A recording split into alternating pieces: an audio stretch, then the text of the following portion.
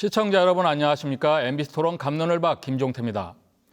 경기가 하강 곡선을 그리면서 문을 닫는 자영업자들이 늘고 있습니다.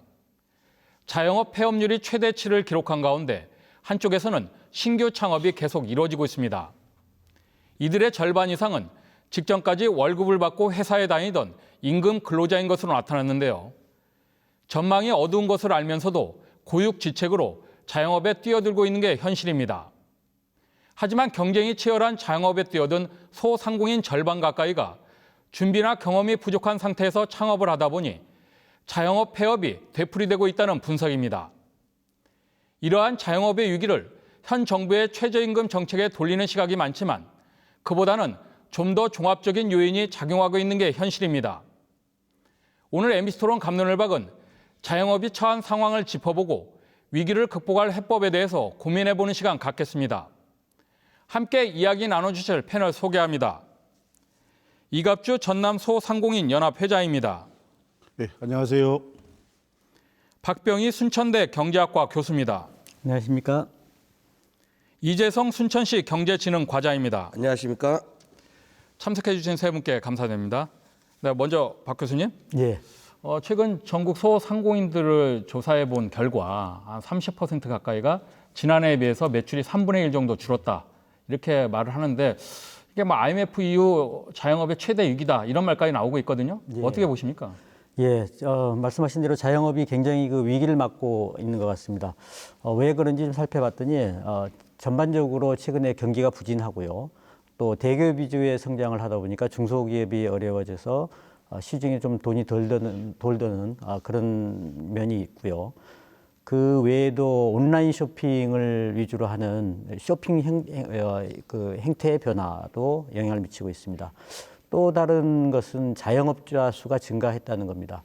사람들이 그 실업 상태에 빠진다든지 이러다 보니까 자영업을 진출하게 되고 자영업체 수가 많아지다 보니까 자영업체당 고객의 수가 줄어드는 그런 효과도 작용한 것 같습니다. 네, 이 회장님.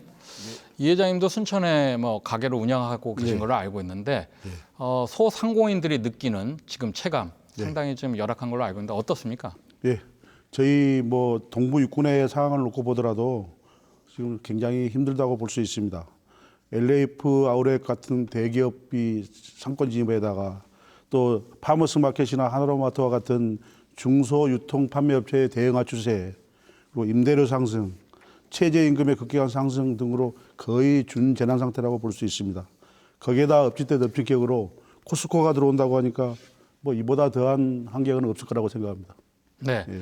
이 과장님 지금 현재 순천 지역 네. 어떤 소상공인 현황 어떻습니까? 네, 예, 소상공인은 도소매업, 숙박 및 음식점업, 서비스업을 비롯하여 광업, 제조업 등 5인 미만 또는 10인 미만의 상식 근로자를 고용하여 사업체를 운영하시는 분들입니다. 그중 자영업자는 규모와 상관없이 자기 혼자 무급, 유급 종사자와 함께 독립적인 형태로 전문적인 업을 수행하거나 사업체를 운영하시는 분들입니다. 또한 창업 단계에서 소자본을 투입하는 자본가이자 소규모 사업장을 경영한다는 점에서 경영자의 지위를 가지고 있습니다. 사용주의자 노동자로서 직접적인 생계수단으로 신규 고용을 창출하고 크고 작은 기술혁신의 주체이자 지역 내의 성장과 침체를 이끄는 주체이기도 합니다. 이러한 소상공인의 현황을 살펴보면 현재 정체 상태를 보이고 있는 가운데 16년 기준 사업체 통계 조사에 따르면 22,155개, 종사자 수가 97,670명에 이르고 있습니다. 정체 상태는 창업과 함께 동종업종 간의 경쟁으로 퇴출이 동시에 진행되고 있기 때문이라고 판단됩니다. 지역에 있어서 소상공인과 자영업자들은 가장 작은 경제 단위로 지역 경제의 실핏줄 역할을 수행한다는 점에 매우 중요하며 이분들이 침체는 지역 경제의 가장 큰 위기이자 문제점이라고 할 수 있습니다. 따라서 지역 경제뿐만 아니라 서민 경제의 전반적인 안정을 위해서도 소상공인에 대한 자생력 및 경쟁력 확보는 매우 중요하다고 우리 시의 당면한 과제라고 판단됩니다. 네, 박 교수님, 지금 소상공인들이 가장 힘들다고 하는 부분이 최저임금 인상 때문이다 이렇게 말하고 있는데 최저임금 인상이 자영업에 뭐 미치는 영향이 큰가요? 어떻습니까? 예, 상당히 그 일리 있는 얘기인 것 같습니다. 이제 물론 이제 다른 요인들도 있겠지만 특히 문재인 정부 들어서 이 최저임금을 많이 인상했고요. 이 좀 그 통계를 봤더니 문재인 정부가 들어서면서 그때 당시에는 6,470원이었습니다. 시간당. 그러다가 문재인 정부가 결정한 최저임금은 7,530원으로 16.4% 오른 금액이었습니다. 이제 그러다 보니까 전례 없이 높은 상승률을 기록했고 이것이 자영업자들에게는 굉장히 그 두려운 일로 그렇게 인식이 되고 있는 것 같습니다. 그 다른 분야도 그렇지만 특히 자영업의 경우와 같은 그 서비스업의 경우는 인건비가 차지하는 비중이 굉장히 높기 때문에 인건비의 상승에 대해서 좀 더 심각하게 느끼고 있는 것 같습니다.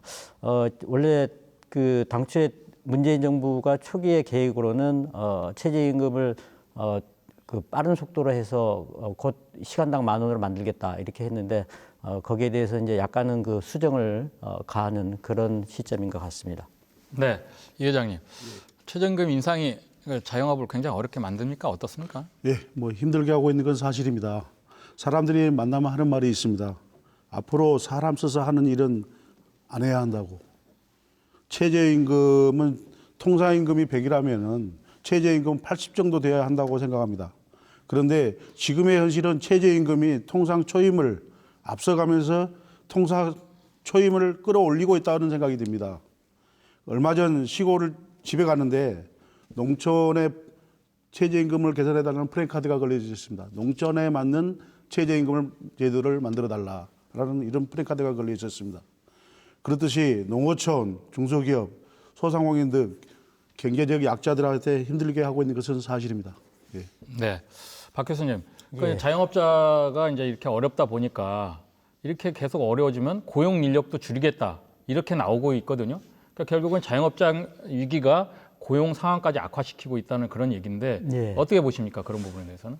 예, 이제 그런 점에서 사실은 굉장히 큰 딜레마입니다. 이게 그 최저 생계비를 올려가지고 저소득층의 빈곤 문제를 해결하겠다. 이것이 원래 최저임금의 그 인상의 원주 그 근거였는데 이것이 결국은 자칫 잘못하면 실업자를 양산하게 되는 그런 결과를 초래할 수도 있습니다. 원래 시장이라는 것이 시장에 맡겨두면 균형임금을 찾아가게 될 텐데 정부의 정책은 균형임금이 너무 낮으니 그보다 좀 높은 수준에서 최저임금을 묶어놓자 이런 것이고요.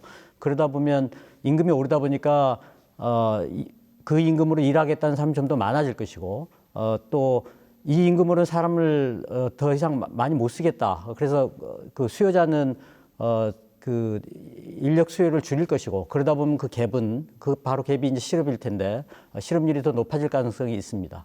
네, 이 회장님은 실제로 뭐 이게 고용 인력을 좀 줄였습니까? 어떻습니까? 예, 저도 한 30% 줄였는데요.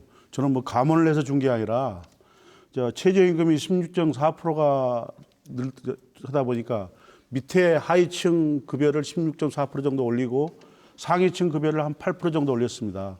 그랬더니 8%에 해당되는 사람들이 다 사직서를 내버렸습니다. 그러다 보니까 자동으로 30% 정도 감원이 됐습니다. 아마 일반식 뭐 외식업이나 요식업이나 패션 이런 쪽에서도 마찬가지로 7명에 5명으로 5명에서 3명으로 가족 단위 운영으로 해서 많이 돌아가고 있는 추세입니다. 그러나 내년에 또 역시 아마 최저임금 10.9% 오르게 되면은 아무튼 감원할 수 있는 방법론을 많이 모색하지 않을까 이런 생각이 듭니다. 네, 이 과장님, 네. 그 순천 지역 자영업자들이 이런 최저임금 인상 외에 사업 환경이 어려워진 요인으로 또 어떤 것들을 꼽고 있나요? 네, 앞서 박병희 교수님, 이갑주 회장님은 많은 말씀을 해주셨지만 자영업자들의 사업 환경이 어려워진 배경은 매우 복합적인 요인이 작용했다고 봅니다. 그런 점에서 덧붙여 말씀드린다면 소상공인의 침체 원인을 크게 사회 경제적인 구조, 시장 경제 환경, 내부 역량 측면 등 3가지 측면에서 말씀드리고 싶습니다. 첫 번째, 사회 경제 구조적 측면에서는 경제 성장 위축과 양극화로 인해 내수 소비 정체와 고용 감소에 의한 것, 그리고 두 번째는 시장 경제 환경 측면에서는 유통업과 서비스부 현대화 및 대형화, 그리고 인터넷을 이용한 온라인 시장 확산에 따른 골목 상권과 상점가 위축이 원인이라고 봅니다. 세 번째는 내부 역량 측면에서 소상공인 스스로의 역량, 즉 장인 정신 제고 및 주민들과의 공동체 의식과 신뢰를 기반으로 한 소비자에게 다가가는 밀착 마인드 부족 등을 침체 원인으로 추가로 말씀드리고 싶습니다.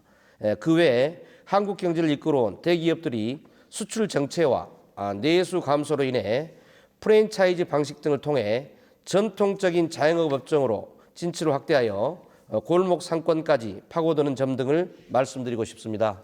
네, 이 회장님. 예. 그 지금 뭐 사업 환경이 어려워진다라는 얘기를 자영업자들이 이렇게 하고 있는데 예, 예. 소비가 안 돼서 그런 것도 있겠죠. 가장 큰 원인은 어디로 보고 있습니까? 일단 저는 한 세 가지로 보고 있습니다. 일단 뭐 과다한 대출로 인한 소비 둔화도 요인이 될 수 있고요. 다만 높은 임대료, 다음에 대기업의 골목 상권 침범, 이것이 세 가지로 말할 수 있는데요. 저는 대기업과 이 소상공인이 같이 상생할 수 있는 방법을 모색해야 된다고 생각합니다. 아마 저 선산 봉황시장에 입점한 이마트의 그 상생 스토어라든지, 다음에 스페인의 메르카도, 다음에 대형마트와 복합 쇼핑몰에서의 소상공인 상생 장터 개설, 이런 방법들이 있지 않을까 이런 생각을 합니다. 특히 스페인의 메르카도 같은 경우는 이런 대형 유통 매장을 들어가기 위해서는 1, 2층의 소상공인 점포를 거쳐서 들어가게끔 되어 있는 구조입니다. 이런 서로 구조가 이래서 상생할 수 있는 방법이 우리 소상공인들에게 같이 살 수 있는 희망이 아닐까 이런 생각을 한번 해봅니다. 네, 박 교수님 생각은 어떻습니까? 예, 그 사업 환경이 이제 전반적으로 좀 어려워졌는데요.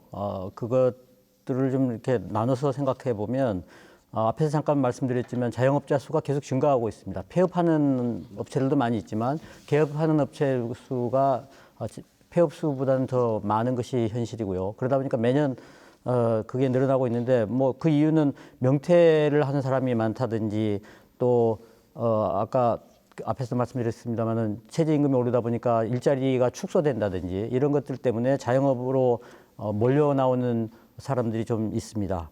그 외에 이제 아까 높은 임대료, 그다음에 인건비 부담, 뭐 또 금리 인상 이런 것들도 부정적으로 작용하는 것 같고요.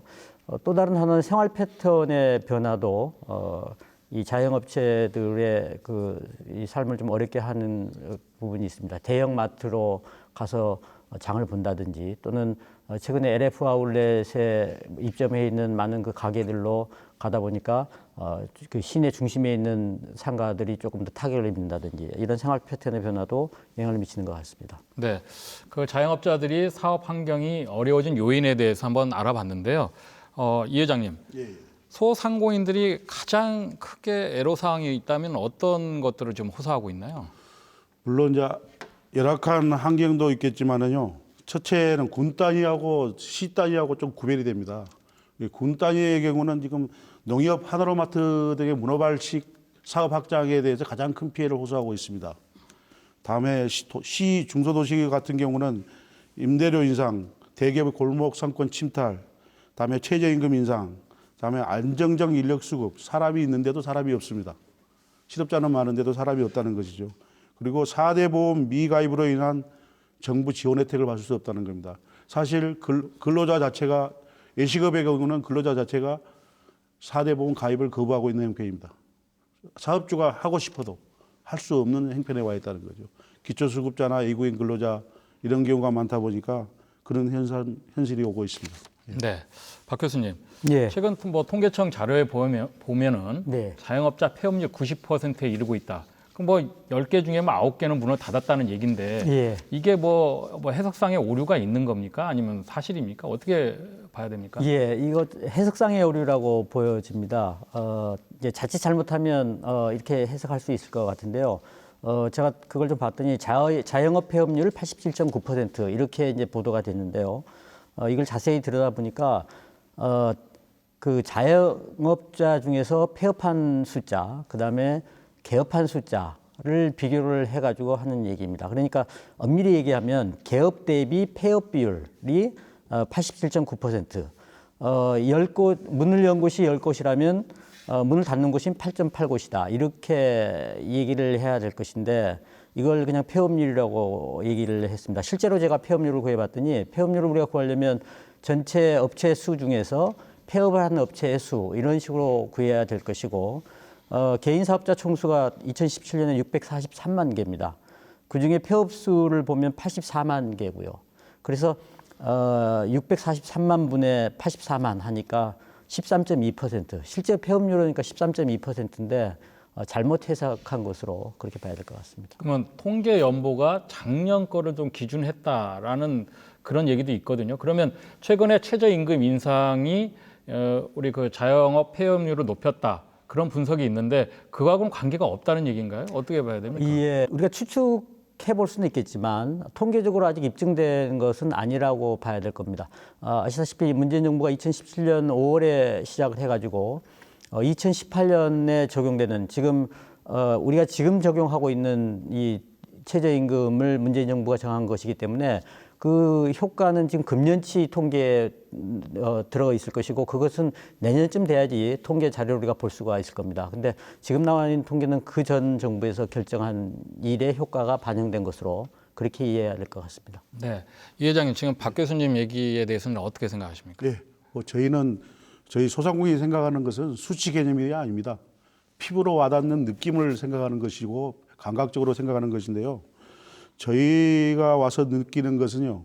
대기업의 골목 상권 침탈이 50% 정도, 다음에 임대료 상승이 20% 정도, 다음에 최저임금 인상 급격한 상승이 한 30% 정도 이렇게 비율적으로 본다면 느끼고 있습니다.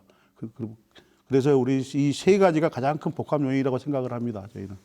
예. 네, 이 과장님. 네. 우리 주변 뭐 순천의 구도심이나 신도심 제가 이렇게 봐도 그 임대 간판이 많이 붙어 있지 않습니까? 네. 그럼 지역 이 자영업자도 굉장히 좀 힘들다는 얘기인데 지금 어떤 상황입니까?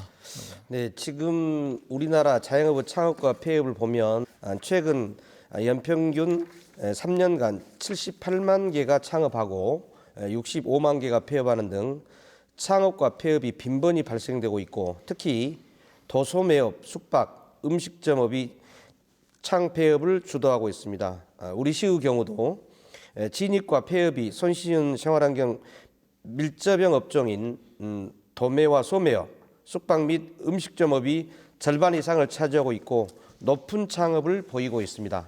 반면 자영업종 폐업의 경우 타 지역도 마찬가지이겠지만 우리 시도 조금은 다른 양상을 보이기도 합니다. 실제 폐업도 있지만 그보다는 상권 형성에 따라 이동하면서 창폐업이 이루어지고 있습니다. 인근 광양 그리고 지역에 대규모 점포가 들어서면서 기존의 사업장을 옮겨 대형 판매장으로 이동하거나 또한 신규 아파트 단지 형성으로 인구 유입이 많이 이루어지는 지역으로 자영업종들도 함께 따라 이동하거나 상권이 활발하게 이루어지고 있는 곳으로 이동 등에 의한 창폐업이 많다고 하겠습니다.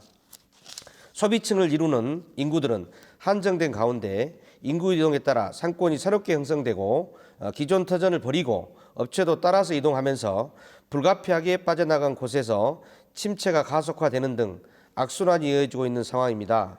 돌아보면 우리나라는 1960년 초부터 50년간 고도 성장기를 거쳐왔습니다. 그러나 지금은 고도 성장기가 빠르게 물러나고 있고 더 나은 사회와 경제 도약을 이루지 못한 상태에서 경제를 포함한 사회 전반적인 활동이 상대적으로 둔화되는 저성장 시대를 맞이하고 있습니다.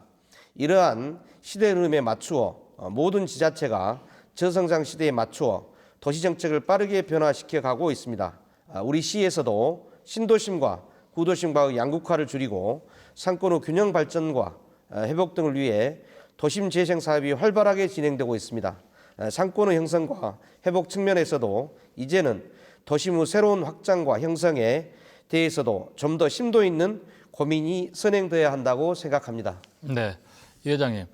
그 가게를 운영하다가 네. 점포 임대를 내놓고 또 폐업하는 곳이 많습니까? 어떻습니까? 예. 이제 번화가 중심지에 뭐 점포임대라는 글씨를 보는 것은 뭐 생소한 것이 아닙니다. 뭐 아주 자주 볼 수 있는 상황인데요. 이 점포임대라는 글씨가 있는 것만 가지고 판단해서는 안 됩니다. 사실 비공식 세를 내놓은 인수자를 찾고 있는 데다가 부지기수라는 것이죠. 그 수를 합하면 거의 50%에 넘을 거라는 생각이 듭니다.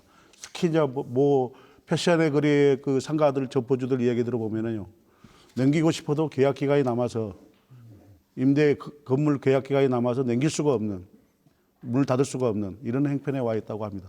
예. 네. 상황이 이런데도 창업은 또 꾸준히 늘고 있다. 이게 이제 아이러니한 얘기인데요. 예.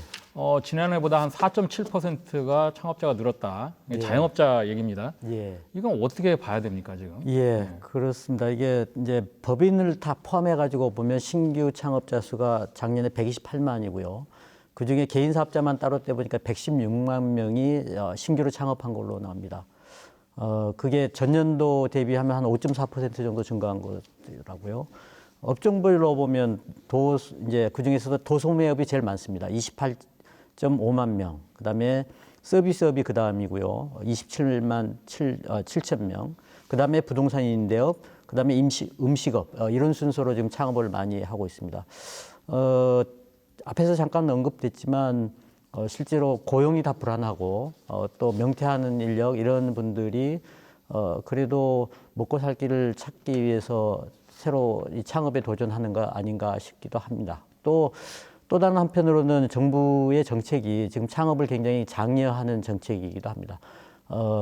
우리의 기술 발전이라고 하는 것이 기본적으로는 사람을 덜 쓰는 방향으로 그 인건비는 높아지고 기계를 좀 더 많이 쓰는 방향으로 기술이 이전해 가고 있고, 그러다 보면 실업자는 앞으로도 많아질 수밖에 없기 때문에 정부도 고육지책으로 창업을 권장하는 편입니다. 그래서 창업에 대한 여러 가지 지원을 하고 있기도 하고, 그런 요인들이 복합적으로 작용하고 있다고 생각합니다. 네. 이 회장님은 지금 전남 소상공인 연합 회장을 맡고 계시니까 전남 지역 전체로 봤을 때 창업자가 많이 늘고 있습니까? 어떻습니까? 예, 뭐 늘고 있다고는 볼 수 있지만은 실제로 속을 들여다보면은 그렇지가 않습니다. 전남 지방 인구는 계속 감소하니까 당연히 창업도 감소돼야 한다고 봅니다. 그러나 이제 아까 박 교수님께서 말씀하신 것처럼 청년 취업 난학, 다음에 중소기업의 폐업, 이런 구조조정으로 인한 실업자 증가에 의해서 이 생계 수단에 의한 창업이 많이 늘었다라는 생각이 듭니다. 그러다 보니 그 사람들은 기술이 없습니다. 그러다 보니까 프랜차이즈나 이런 쪽으로, 대리점 쪽으로 해서 많이 창업이 되고 있지 않은가 이런 생각을 하고 있습니다. 네.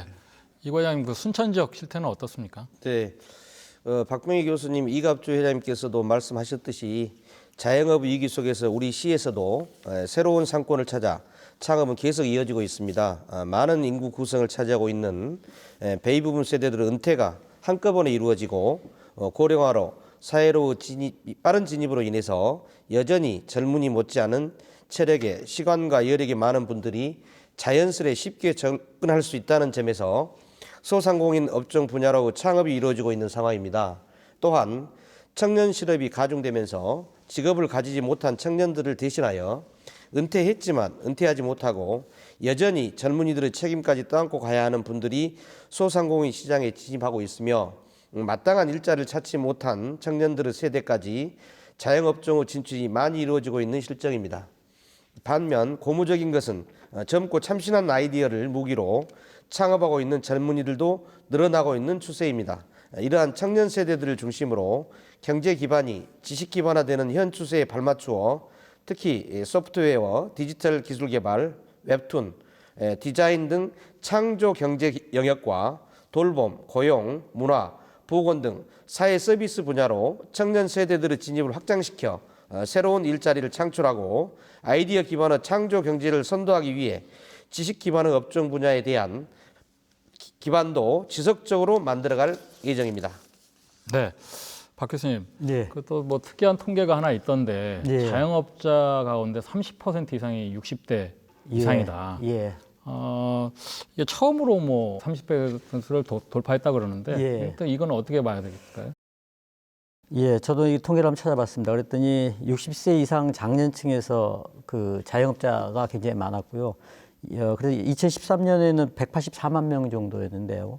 4년 후인 2017년 통계를 보면 197만 2천 명, 숫자가 굉장히 많이 늘었습니다. 조금 전에 이 과장님께서 말씀하셨지만 그 젊은이들의 생계까지 책임져야 되는 이런 책임감 때문에 나이 드신 분들이 창업 시장에 뛰어드는 면도 있는 것 같고요.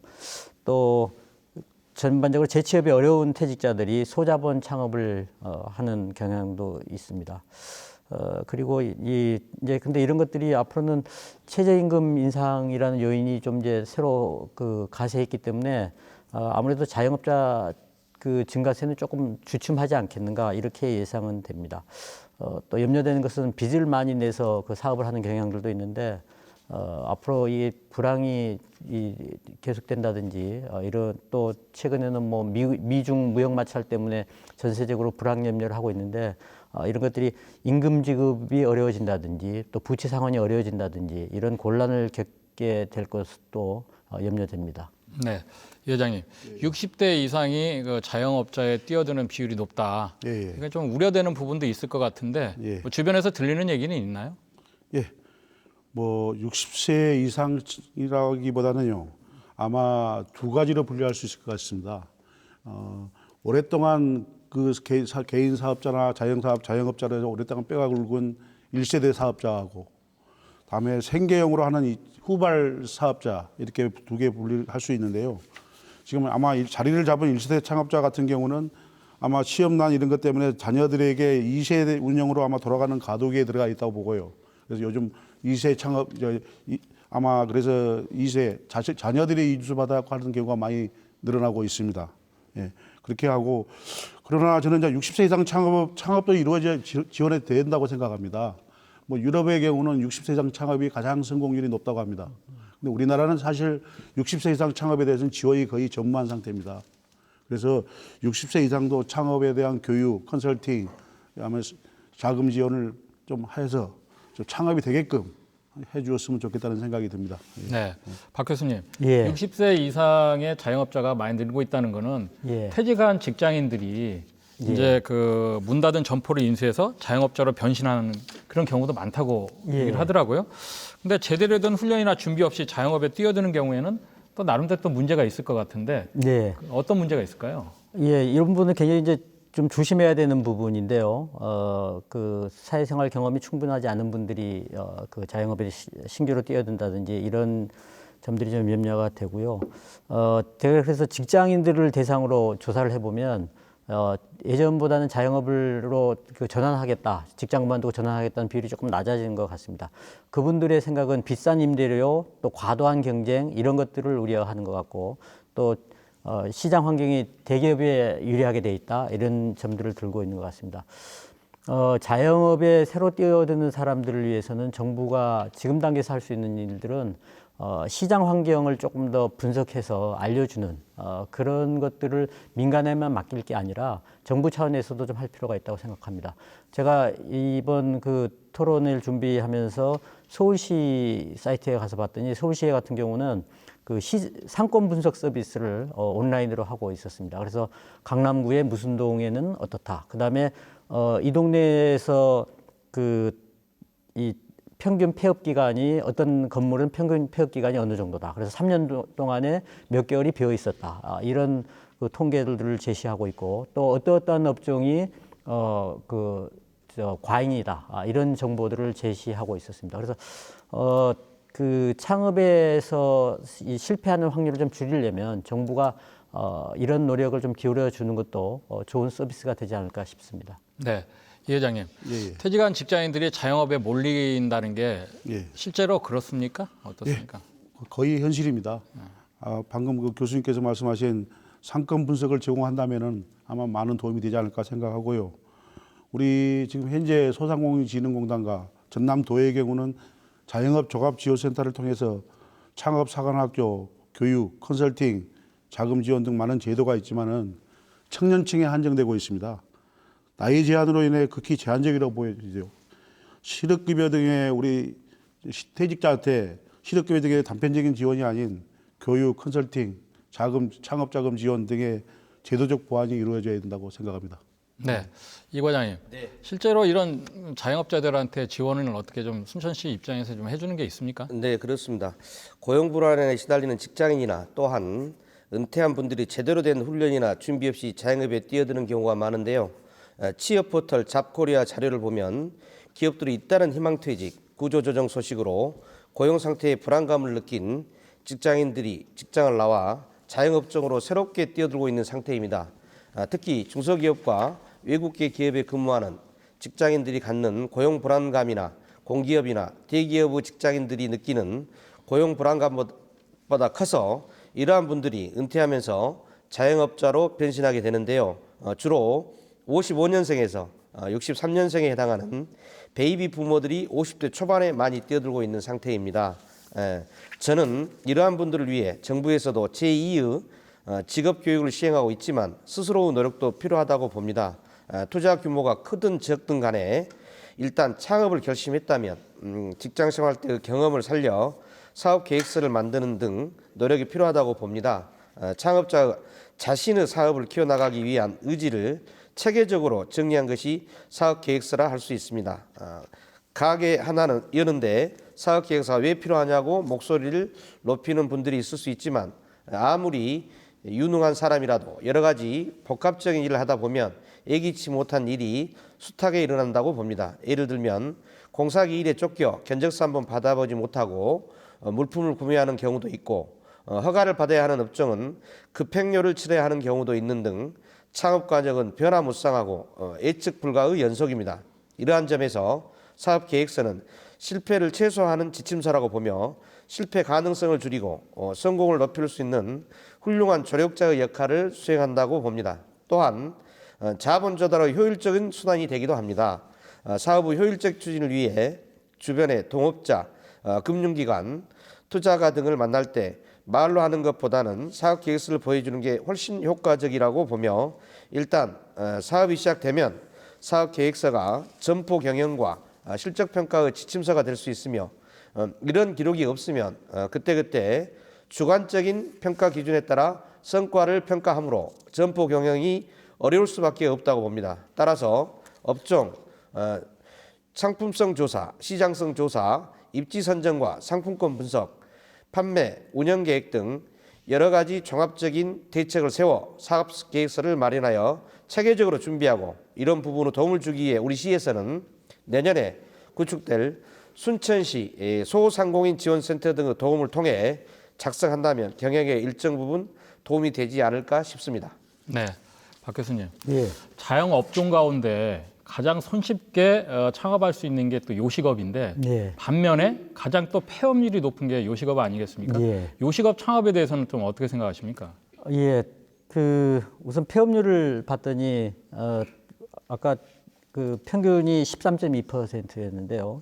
전국 전체 평균이 요식업은 한 20%가 넘더라고요. 그래서 굉장히 높은 편인데 또 이 요식업이 아시다시피 쉽게 창업할 수 있는 분야이기도 하고 그다음에 그 일정한 특기가 없는 그런 분들이 취업하기에도 굉장히 편리한 그래서 실업자들을 많이 흡수할 수 있는 그런 업종이기도 합니다. 근데 그런 부분이 실제로 또 그 창업이 쉽다 보니까 그 폐업해 나가는 비율도 높은 것이 현실인 것 같습니다.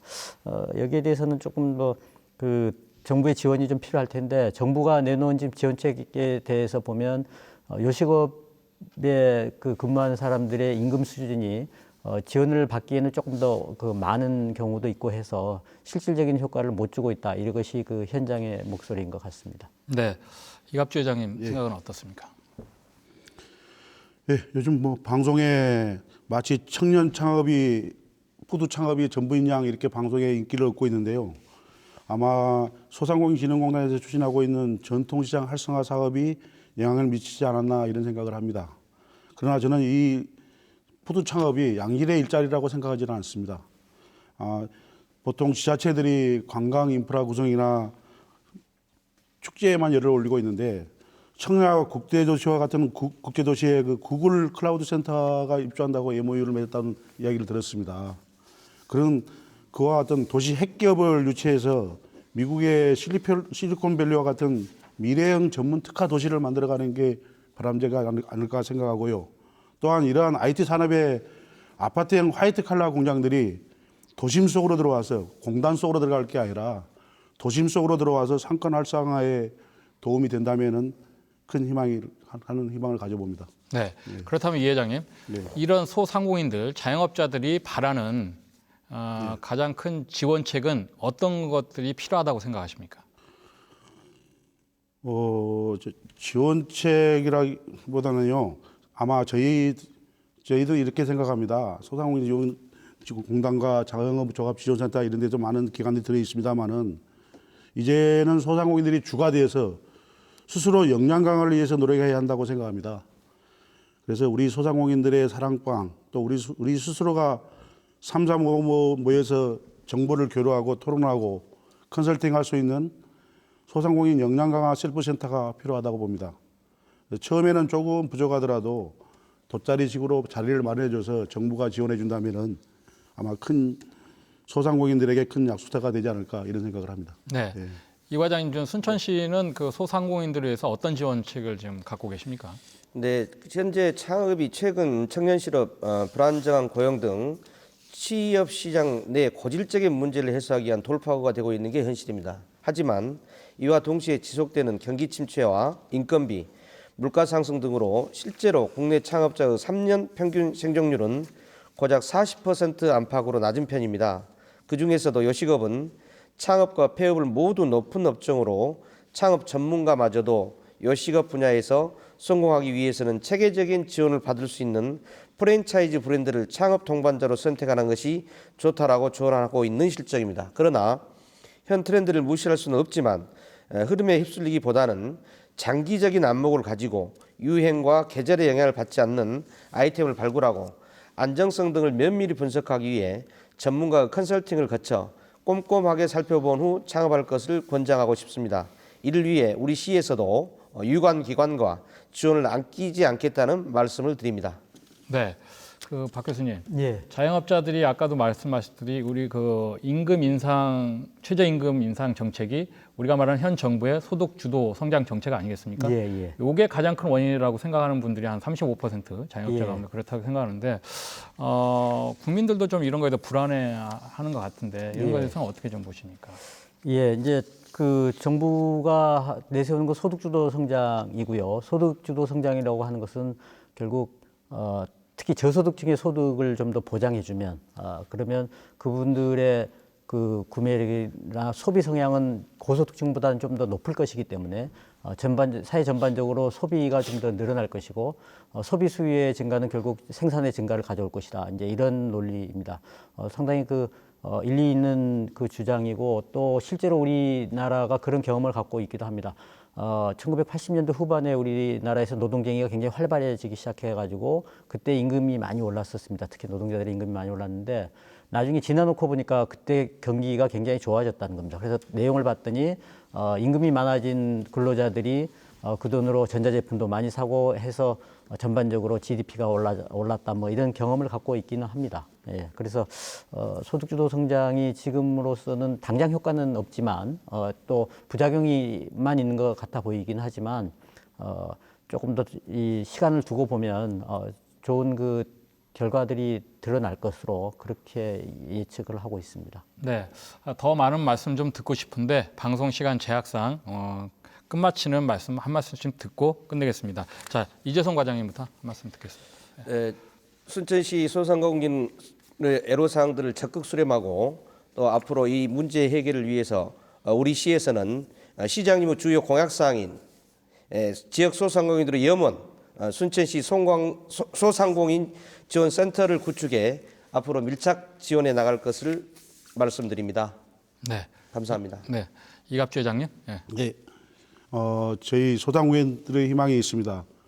대기업들과 소상공인들이 상생할 수 있도록 더민주의 당의 우원식 대표가 대표 발의한 중소자영업자를 살리는 6대 민생 법안이 하루속히 국회를 통과할 수 있기를 희망합니다. 그리고 얼마 전 김영옥 도지사님과 저희 소상공인들이 간담회를 가졌습니다. 그 자리에서 소상공인 매니저를 지원하겠다는 말씀이 있었습니다. 또한 순천시 허석시장님의 소상공인 자립지원센터 지원에 대한 약속이 있었습니다. 이러한 광역, 지역 단체장님들의 조그만 관심이 우리 소상공인들에게 가장 큰 힘이 되고 있습니다. 저희 소상공인이 웃어야 대한민국이 웃습니다. 감사합니다. 네, 수고하셨습니다. 자, 박병희 교수님. 예, 사실은 우리 지역이 살만한 곳이 되기 위해서는 상생의 분위기가 좀 더 필요하다 이렇게 생각합니다. 지역의 자영업자들이 버티지 못하면 우리 지역의 대기업들이 또 대기업 공장들이 많아 본들 무슨 소용이 있겠는가 이런 생각을 해봅니다. 결국 우리 지역의 이 인구를 유지하기 위해서는 그 기반이 되는 이 소상공인들이 이 지역에서 사업을 잘하고 그래서 그분들이 이 지역을 지키려는 그런 이 마음이 저절로 우러나도록 그런 정책들을 좀 펼 필요가 있다고 생각합니다. 그래서 결국은 그 상생 분위기를 좀 만들고 정부는 뭐 지역 화폐를 도입한다든지 또는 주거 환경을 좀 더 개선해 가지고 또 한편으로는 저는 교통의 속도를 조금 낮추는 것도 하나의 방법이 아닐까 하는 생각을 해봤는데요. 우리가 차를 타고 그냥 싱싱 달리는 이런 여건에서는 골목 상권을 살리기 어렵다는 겁니다. 좀 더 걸어 다니고 자전거를 타고 다니고 이런 환경으로 조금 바꿔가면 지역의 상권도 조금 더 살아날 수 있지 않을까 이런 생각도 해봤습니다. 네. 자영업자들이 폐업을 결정하는 가장 큰 이유는 전망이 없거나 사업의 부진 때문입니다. 최근에 경기 문제가 자영업의 어려움을 더 키우고 있는데요. 침체된 경기가 살아나면 자영업이 현실에서 버틸 수 있는 체력을 좀 더 갖게 될 겁니다.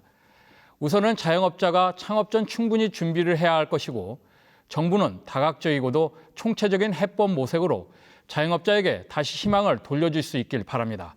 MBC 토론 감론을 박 시청해주신 여러분 고맙습니다.